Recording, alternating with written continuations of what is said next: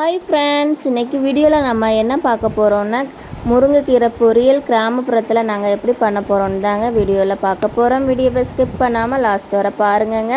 ஒரு கை அளவுக்கு முருங்கைக்கீரை முறிச்சிட்டு வாங்க. அதை இந்த நான் எப்படி உருவேனோ அதே மாதிரி உருவிடுங்க. இப்போ பொரியல் ரெண்டாவது எப்படி பண்ணலாம் பார்க்கலாம். இந்த முருங்கைக்கீரையில் என்னென்ன சத்துக்கள் என்னென்ன பயன்கள் இருக்குதுன்னு ஃபஸ்ட்டு பார்த்துக்கலாம். இப்போ இரத்த சர்க்கரை அளவு கம்மியாக்கிறதுக்கு முருங்கைக்கீரை பயன்படுது.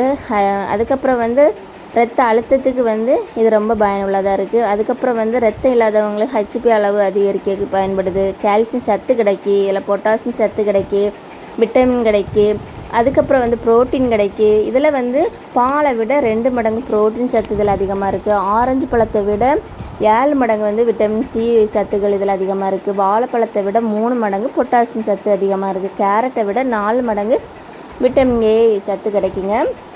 இதெல்லாம் காசு கொடுத்து வாங்குறதை விட நம்ம இதில் முருங்கைக்கீரையை சமையல் பண்ணி சாப்பிட்டோன்னா எல்லா சத்துக்களும் கிடைக்குங்க. இப்போ முருங்கைக்கீரையை எப்படி சமையல் பண்ணலாம் பார்க்கலாம்.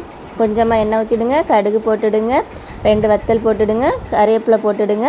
அதுக்கப்புறம் ஒரு பெரிய வெங்காயத்தை கட் பண்ணி சேர்த்துடுங்க. காரத்துக்கு பச்சை மிளகா போட்டுடுங்க. எல்லாமே நல்லா வதக்கி எடுத்துடுங்க. இந்த எண்ணெயிலே நல்லா வசங்கட்டும்.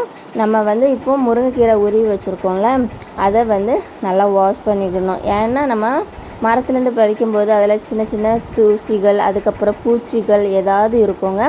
அதனால் முருங்கைக்கீரையை கழுவிட்டு அதுக்கப்புறம் நம்ம இந்த உள்ளி மிளகா வதக்கியிருக்கோம்ல, இது கூட சேர்த்து நல்லா வதக்கி எடுத்துக்கலாம்.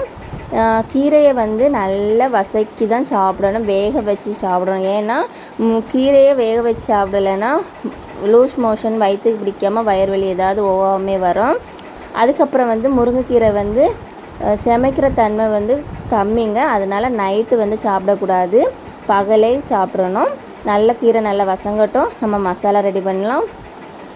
கொஞ்சமாக தேங்காய், உள்ளி, பூண்டு, ஜீரகம், மஞ்சள் பொடி போட்டு கொஞ்சமாக அரைச்சி எடுத்துக்கலாம். குறப்பாக அரைச்சி எடுத்துக்கலாம்.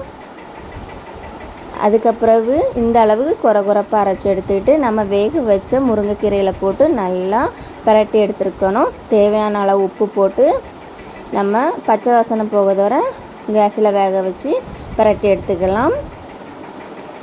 அழகான முருங்கைக்கீரை பொரியல் ரெடி ஆகிட்டுங்க. இப்படி தாங்க நாங்கள் கிராமத்தில் முருங்கைக்கீரை ரெடி பண்ணுவோம், சமையல் பண்ணுவோம். நீங்களும் ஒரு டைம் இதே மாதிரி முருங்கைக்கீரை சமையல் பண்ணி சாப்பிடுங்க. உடம்புக்கு ஆரோக்கியமானது. வீடியோ பிடிச்சினா லைக் பண்ணுங்கள், சேனலை சப்போர்ட் பண்ணுங்கள். நெக்ஸ்ட்டு இன்னொரு குக்கிங் வீடியோவோட பார்க்கலாம்.